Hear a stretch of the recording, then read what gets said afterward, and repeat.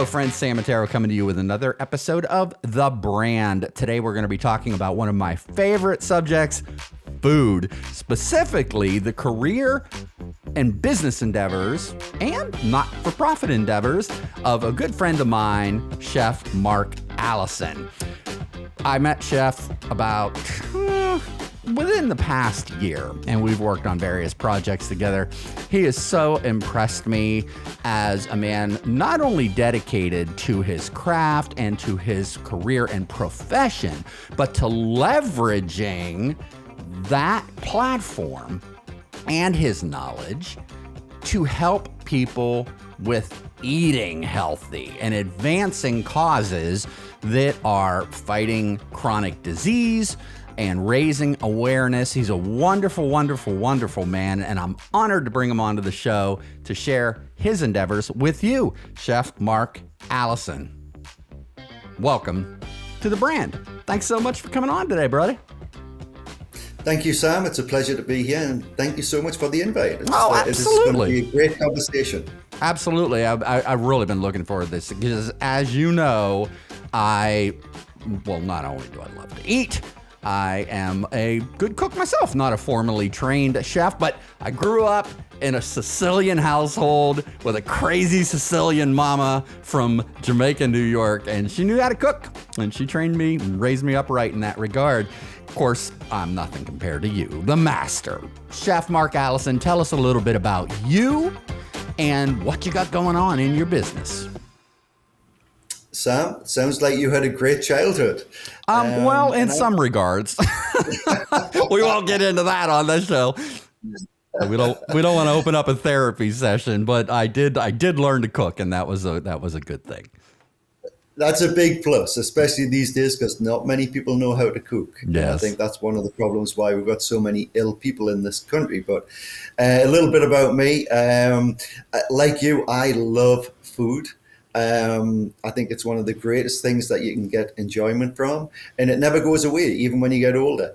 I started cooking with my mother in the kitchen around about 12 years old. And at 16, I left school and became a chef. And I tell people for the last 46 years, I have never worked a day in my life because I love what I do. I travel the world. I meet absolutely totally interesting people. I've worked in some fabulous restaurants, and everything to do with cooking I've been involved with, whether it's been working in restaurants, hotels, healthcare, education, private dining, everything you can think of, corporate wellness I have done, and I've totally loved the last 46 years and continue to love what I do. That's awesome. We got together in the fall and started production on a series of cooking shows, which was an absolute blast. And one of the things that came out of the conversation and getting to know you a little bit better is your advocacy in the realm of cancer. You've got a not-for-profit organization called Fork Cancer, and big event coming up later this year. I'm going to go ahead and pull up your website here. Why don't you tell us a little bit about that? Why this is so, well, first off, what the organization does. What is the focus? What's the purpose? How people can get involved? And what was the genesis of this and inspires you to utilize your efforts and your platform and experience to advance this sort of knowledge and awareness and advocacy? Well, Fork Cancer came around 4 years ago. And before that, my wife was diagnosed with stage 4 cancer back in 2008. And initially, she was given 3 years to live because there was no treatment for my wife's cancer. She had carcinoid syndrome, which is a rare blood disease that deposits in the liver. So she actually had 16 tumors in her liver. And it was already stage 4 when it was found out. My wife battled for 8 years until she passed away in 2015. And I was left with 3 children to bring up, Jonathan, Matthew, and James.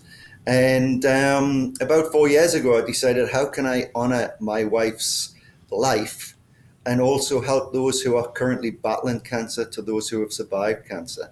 So we came up with the idea, myself and Mike Pruitt, a good friend of mine, and formed Fork Cancer, a celebration of life. And what we do is we host a beautiful dinner party once a year, usually in September. This year is very special as it falls on my wife's birthday, the 6th of September. It's going to be in an amazing venue, which is the Marriott City Centre, Charlotte. And we'll cook dinner for about 225 to 250 people with 10 local chefs from Charlotte. And all the proceeds will go to local small charities like Carolina Breast Friends, Teal Diva, the Megs Foundation, Xander's Acts of Kindness. All these are small local cancer charities that actually help people pay their mortgage or pay their rent or look after childcare when their parents go in for treatment. So it's all to give back to the community. One, it celebrates my wife's life, but also those who have lost the battle, but also those who are struggling to pay bills, to those who have survived. And it's about a celebration of life. So that one night during the year, you can come and just try and put behind all the pressure of having cancer and just enjoy an absolutely amazing meal from 10 local chefs and raise money for a good cause. Pressure, man, you got that right. I shared with you my battle started a couple of years, actually a year ago, about this week. I was starting to get pushed through tubes and scans, and man, it definitely takes a toll. And I appreciate from that standpoint in my life what it is that you're doing. Of course, our condolences for your loss, but sometimes out of tragedy and hardship can come a beautiful, beautiful thing, and you're living an example of that, Mark. So thank you so much for what you're doing to help people that are going through that most egregious battle. Thank you. Thank you. It's very close to my heart. My father passed away with cancer. My mother actually had breast cancer, but dementia got her before the cancer. My sister's husband passed away at the age of 45 with cancer, and my brother's wife just passed away this time last year at the age of 57.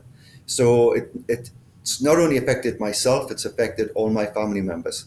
So if I can do something to alleviate that pain for other families, then it's worth doing. Tell us about your career. What a storied career, literally. I mean, my goodness, from getting kudos and accommodations, or I should say commendations from royalty, right? No, prime ministers, to teaching at colleges, master chef classes. I mean, you truly are world renowned within the realm of culinary, the culinary arts. Tell us about your career, the early days up through. Give us the thumbnail sketch, and then I want to dive into your business endeavors. What you got going on these days? Okay, and you know what, Sam? It was one of these things that I actually fell into because I was absolutely terrible at school. And I left school at the age of 16 with not one qualification. Me too. But I did enjoy home economics at school. And my teacher said, why don't you become a chef? And so after talking to my father, it was basically, what do I not want to do? And I didn't want to work in a factory. I didn't want to go down into the coal mines or work in a shipyard. So I did have a love of food, and I thought, let's give this a try. So at the age of 16, I became a chef. I traveled quite a bit throughout Europe, working different restaurants and hotels, and also working back in the UK. And then at the age of 24, I thought, you know what, if I want to take this a bit further, I actually really need an education. And I went back to night school. And over the next 10 years, working full time and going to school 2-3 nights a week, I developed all the skills that I needed to become a good chef and also an educator.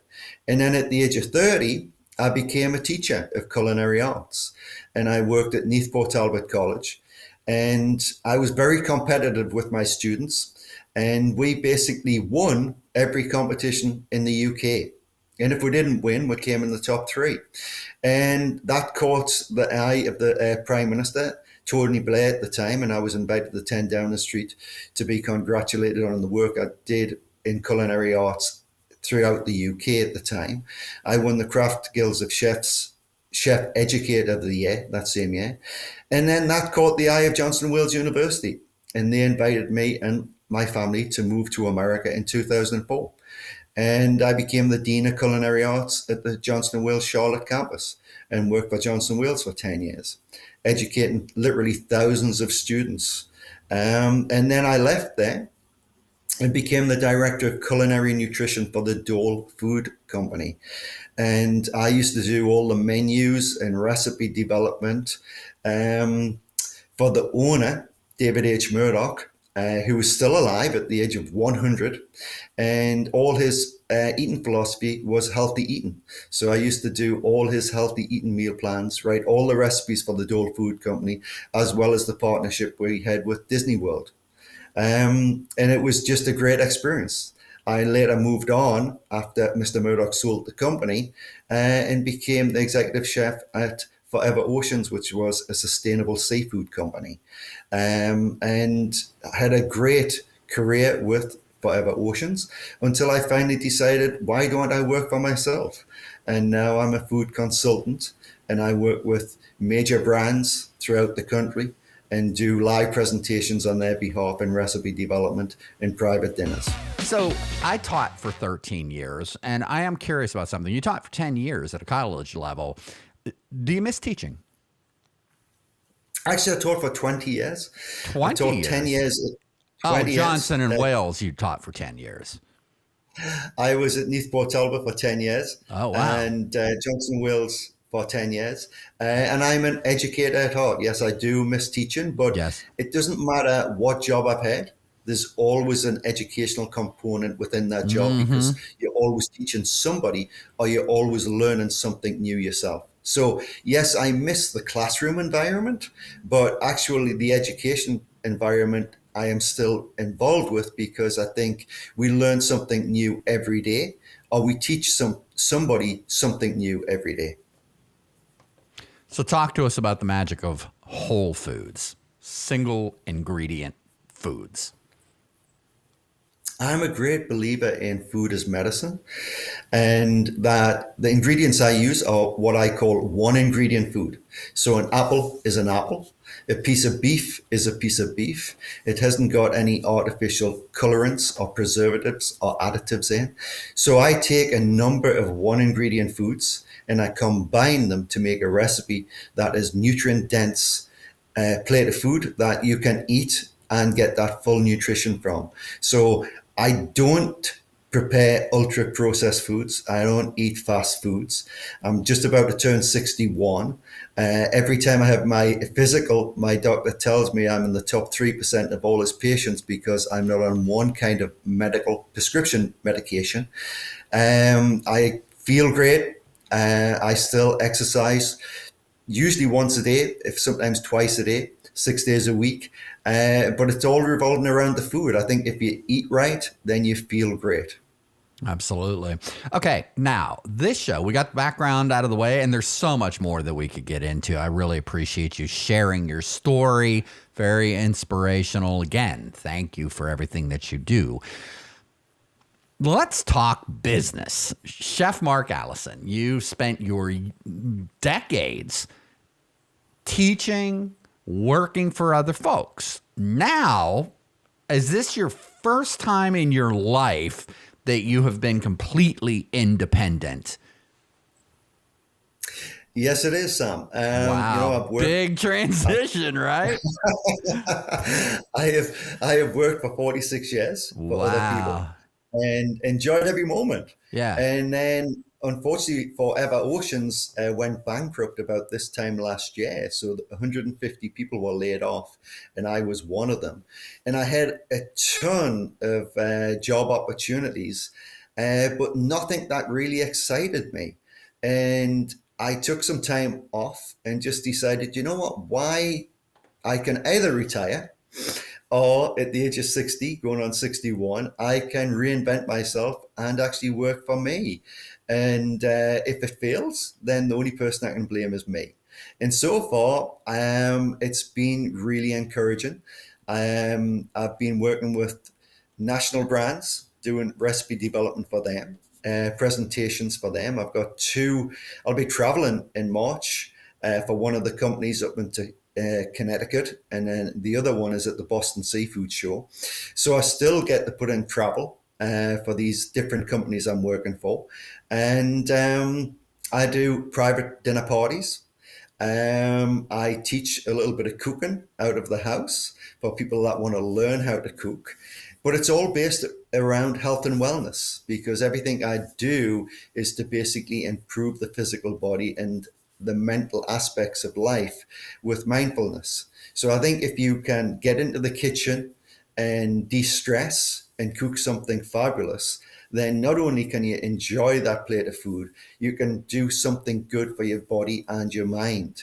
So my whole philosophy now is more about not just the cooking aspect, it's about the whole body and how to become well.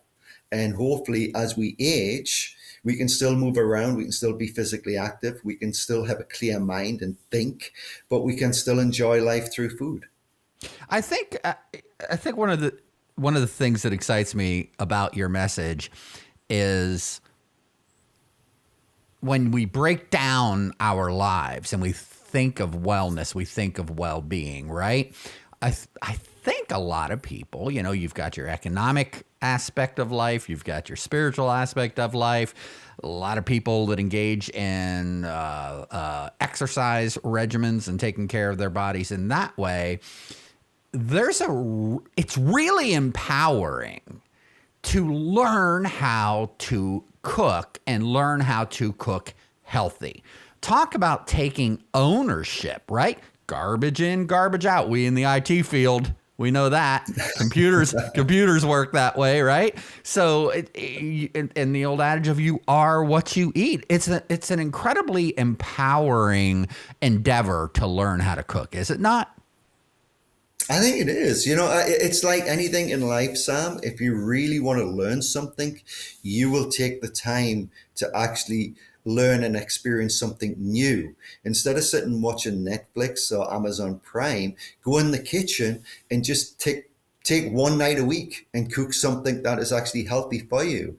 I just love food. I love ingredients. I love coming up with new recipes. And if you look at the state of the nation at the minute, 85% of all chronic diseases such as cancer, heart disease, type 2 diabetes is food related. And it's because all of this ultra food, processed food, is killing us with all the additives, the dyes, the chemicals that are added to these food items. And a lot of them, it's not even food that we're eating. So if you go back to basics, I think we're overcomplicate life. And if we simplify life and just eat real food that is in season, that is grown by real farmers and produced by farmers, then you've got a plate of food that has got fresh vegetables, fresh fruits, nuts, beans, legumes. You can still eat pasta, you can still eat bread, you know, all in moderation. But look at how many ingredients are in the pasta. Look how many ingredients are in the bread, because a lot of processed food will not decay. It'll just sit on the shelf for weeks to months without decaying. But if you buy a loaf of bread that has only got basically 4 or 5 ingredients, it'll be stale within 2 or 3 days, because it's natural food. And it's natural food that makes people healthy. So if you can look at your diet and get in the kitchen and actually learn to cook, I think it's one of the most important things you can possibly do in your life to stay healthy. Well said. So the FDA, was it the FDA that recently banned that red dye? Yeah. Yeah. Isn't that astonishing? We just, you know, naturally we want to trust our processes, and we want to trust government, and we want to trust manufacturers and whatnot. You go to the grocery store, most people not even looking at the labels, and if they do, there's this litany of ingredients that most people don't even know what it is. And for decades that dye has been used. There have been studies supporting that it causes cancer. It's an issue. And still, it remained in our food for a very, very, very long time. I'm just curious, not to open up that can of worms, but are you up on how that finally came about? That they went, okay, we got to pull this. It would be interesting to know because I don't think we'll ever really find out what the actual answer Or is. who was responsible? Right, right. Or who is responsible, but I think the main person that is responsible for your health is you. And I Well think said, it's up to sir. you to I think Well it's up to said. you to educate yourself on what you put in your body, and also look at the list of ingredients that are in these food products. I base my purchasing dollar on looking at processed food with less than five ingredients. Because once you get above five ingredients, it's normally chemicals that are being added to food. So I still eat processed food. It's probably 20% of my diet, but the processed food I eat has got less than five ingredients in because everything else I make in the kitchen for myself and my family. The strange thing about these additives and preservatives, a lot of them have been banned in Europe for 20, 30 years. And it's only now that America is actually looking at what is actually in the food that we produce. But unfortunately, Sam, it's one of these things. You're not making money with somebody being healthy. You're only Mm, making money if somebody's ill, because then they need to go to the doctor and have some kind of treatment and some kind of sure. prescription written out for them. And you're not making that money if somebody's healthy. It's a vicious circle, really, because you've got the food system that is making people ill. Then you've got the healthcare system that is charging you to make you better. And then you've got the pharmaceutical industry that's making billions of dollars out of people who are unhealthy, And unfortunately. in many cases, preach it, man, preach it, brother. And in many cases, they're part of the same gigantic conglomerates, right? So we end up getting poisoned by the product. Then we get offered an opportunity to get healed and or cured by the medical division of their company. It's astonishing, absolutely astonishing, man. That just brings up a whole. See, now you got me going. You know. It's definitely a vicious circle, and that's why I still think it comes down to the individual to actually take care of themselves and to educate themselves on what is real food, what is just getting out into the fresh air and getting some sunlight because people lack vitamin D in their diet, and the best vitamin D source is from the sun. But just to get out and get some fresh air, to get home back into the kitchen and eat real food, to be around family and friends, to have that community bond with people. It's all about the lifestyle we lead. Even as a chef for 46 years working for different companies, I was always on the go. But you've got to step back at some stage in your life and think, you know what is actually worth putting all the stress on the body for when you want to actually live a simpler life. And starting just by cooking one meal a week starts the process. And then you'll find that you actually start to feel better, you sleep better, you communicate better. And it's all about the food on the plate that makes you in the person you are. It takes away the depression.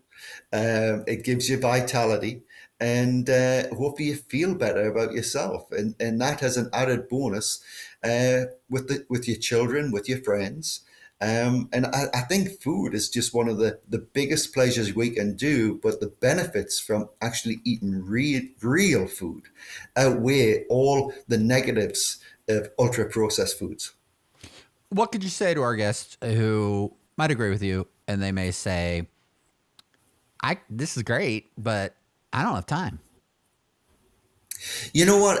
This is the funny thing. I have 24 hours in my day. You have 24 hours in your day. So it's what you want to give up to feel better. So I Mm, work out I an love hour that. every Or you morning. could I just say, walk. "Hire Chef Mark." Oh yeah, just hire me and I'll come round and I'll cook you a delicious, healthy meal in the kitchen, or There you go. I'll pack some food up and bring it round, and you can put it in the fridge and eat it at your convenience. But I do think one of the biggest problems we do have in this country is the fact that we don't teach home economics at school. So if you're not taught how to cook either from your parents or from your teachers, then it's very difficult to go into a supermarket these days and choose healthy food because you're just bombarded with marketing tools to make you buy cheap, unhealthy food instead of buying fresh fruits and vegetables or whole grains or lean meats or fish.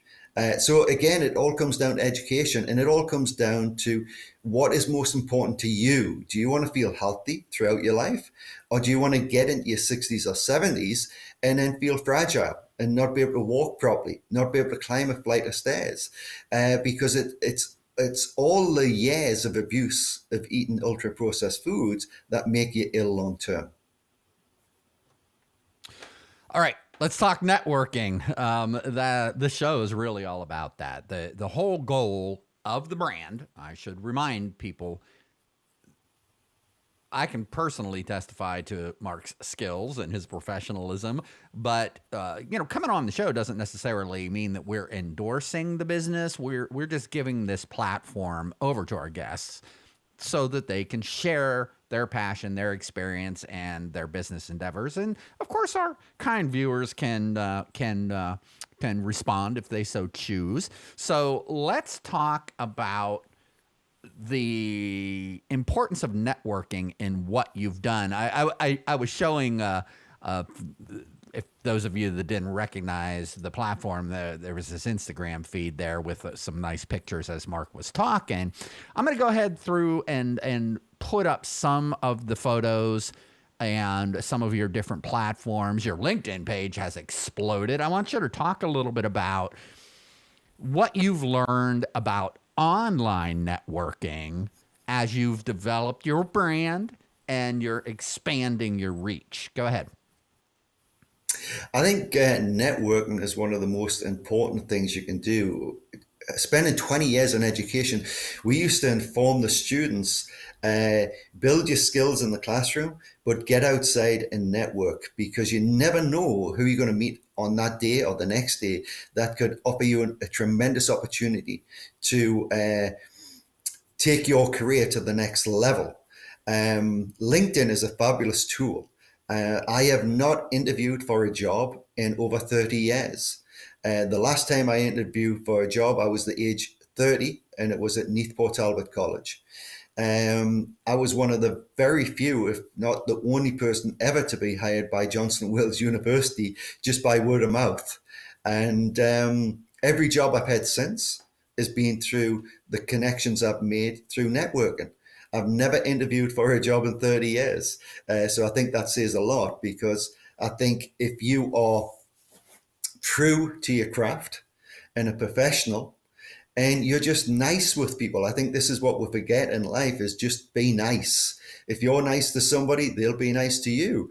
And if you're professional, you're well educated, and you've got a certain skill set, then your name is basically what gets you the next position in life.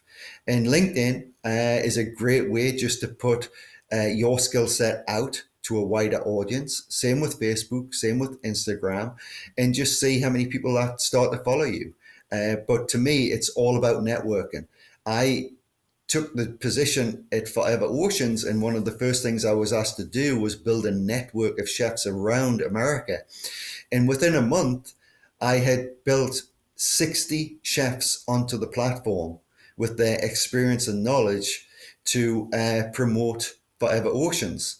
And that was basically by just picking up the phone and asking if the chefs would like to be involved. And it was all because I knew them through their networking system, and they knew me through LinkedIn or Facebook or Instagram, or had given a presentation in the past, or had worked in a certain job where I had met that person, became friends with them, and then it was just a matter of reconnecting and saying, would you like to help, be involved and help out promoting this amazing product?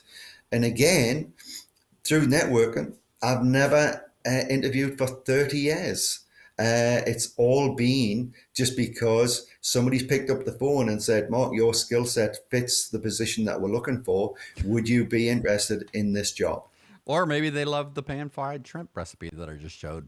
You know, I mean, seriously, it's interesting that you bring that up. However, as we talk about career development and one of the things that I always shared with my students when I was teaching, I taught for 13 years, and a big part of the course was professional development, right? How to get your name out there, how to maintain your reputation, especially online in these days of social media. But one thing that I really have noticed that's absolutely staggering to me, my degree in education hasn't helped me at all in my career as a producer, as a live streamer, as a podcaster.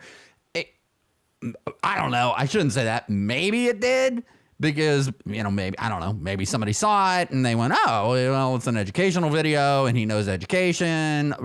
But it's never come up in conversation, I should say.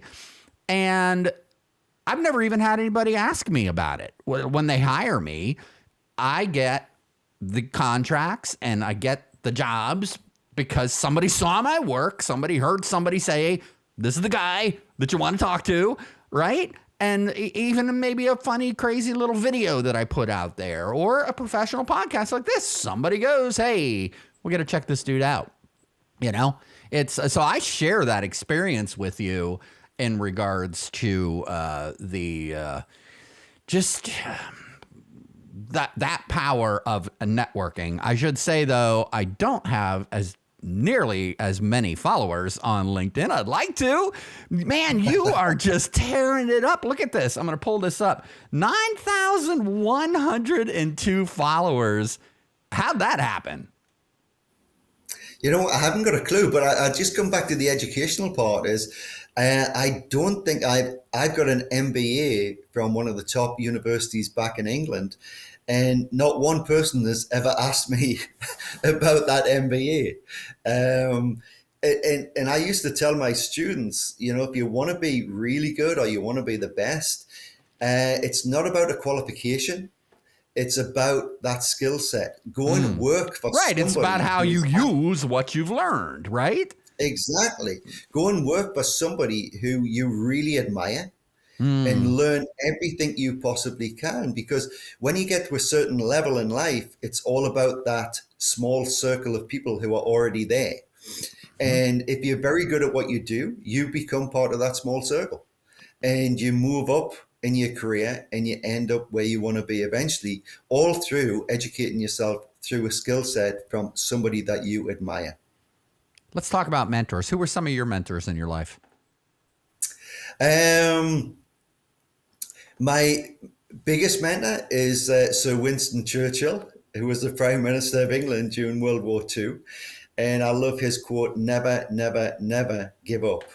And that's always in the back of my mind through every traumatic experience that I've had in life. Because just like you, I've been through a lot of trauma. But it's always, don't give up, just push through and see what happens. So he's probably my number one mentor. And then I've had great mentors in the chef industry. I had a fabulous mentor called Stuart Hughes, who was one of my teachers back in the UK. And he was the person that actually got me teaching in the first place and said, I think you'll be a really good teacher. And I remember saying to him, I think I was about 26, 27 when I became a part-time teacher. And I said to Stuart, I think I'm too young to be a teacher. What if somebody asks me a question and I don't know the answer? And his advice was, Mark, you probably know 99% more than the students in your class. But that 1%, if you get a question that you can't answer, you say to that student, that is an amazing question. And that's your homework for tonight. Come back tomorrow with the answer and I'll tell you if it's right. And we used to play in my classroom. I would do this thing called Stump the Chump, because the students would love it to prove Mr. E wrong, right? So I would always preface and say, look, you don't know everything. You will never know everything. The moment that you try to portray yourself as knowing everything is the moment you're going to start right down that slippery slope to failure, because somebody then is going to see that you're just propping up your pride, right? Yeah. And I have them ask me anything, and they had to know the answer right? So they would, so Exactly. that they could prove that Mr. E was wrong, right? So it Yeah, also opens up an opportunity for collaborative learning, right? Why am I exactly. wrong? Yeah. Let's both dive into it together and then involve the class. And like you said, you make a lesson out of it. You make a lesson out of it and you get Absolutely. them to learn more. And Absolutely. it's only by being interested in the subject that you're actually going to improve your learning capabilities. So if Yes. you go home and you do the research, then you find the answer instead of somebody just giving you that answer. Absolutely. All right. We're going to go ahead and wrap things up here. I want to jump in to business services. You touched on them lightly. I want you to talk about where your focus is right now, how people can get a hold of you, what it is that you're offering to them. If you have any special offers for our viewers, go ahead and put it out there. Let's start with some of your products that you are selling, namely your cookbooks, right? You're a chef. It would be expected that you've got some cookbooks out there. Let's go ahead and pull that up. Tell us about your efforts in your cookbooks. 3 Boys and a Chef, 3 Boys and a Chef 2, and let's be smart about diabetes. Thank you, Sam. Actually, these books were all written after my wife passed away.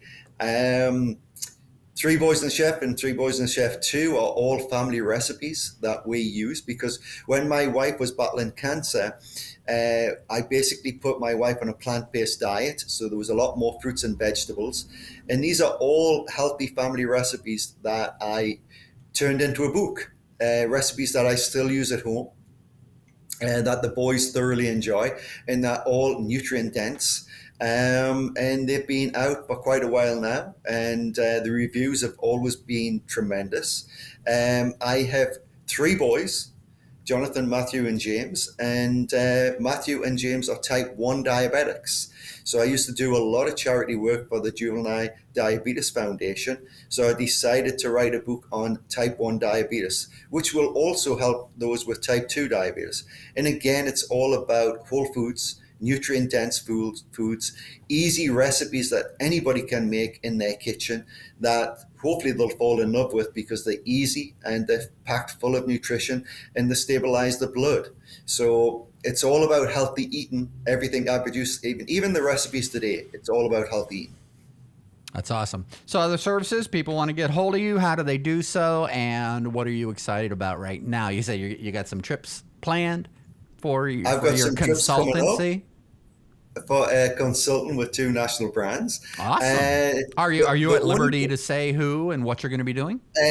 One of them is a company called Bazzuto's, which is a wholesale food company. That's all down the East Coast. And the other one is called Kingfish.